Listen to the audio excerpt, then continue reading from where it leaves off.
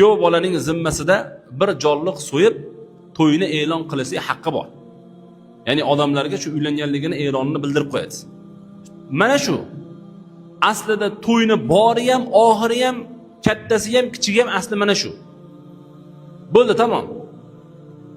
Bizda haligi to'ylardan oldin oqvarar bor, Fotiha bor, nikoh oshi alohida, nikoh kechasidagi o'tirishlar alohida, uni ertasidagi kuyov ashi alohida, uni ertasidagi challarisi-yu kuyov chaqiriq, bunaqa gap yo'q. Shariatda e'lon qilishlik bor. Mana shu e'lonni bildirib qo'ygandan keyin bo'ldi. Bundan ortiqcha narsaga yuklatilmagan. Bundan ortiqcha narsaga biz buyurilgan emasmiz.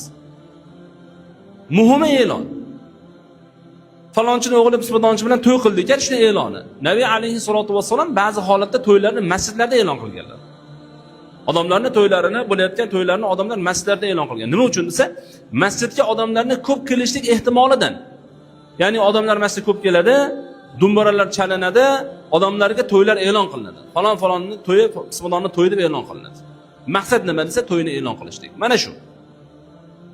Biz endi hozirgi kunimizda hamma narsani bir chetga qo'yib turib, asl maqsaddan chalg'ib ketib, o'zi aslida maqsadimiz faqatgina to'yini e'lon qilish bo'lsa, bugun biz boshqalarning ham qalbini larzaga solish, boshqalarning ham hissini qo'zg'ash, boshqalarning ham bir adovatini qo'zg'ashlik maqsadida katta-katta to'ylar qilyapmiz-da, tan olishligimiz kerak.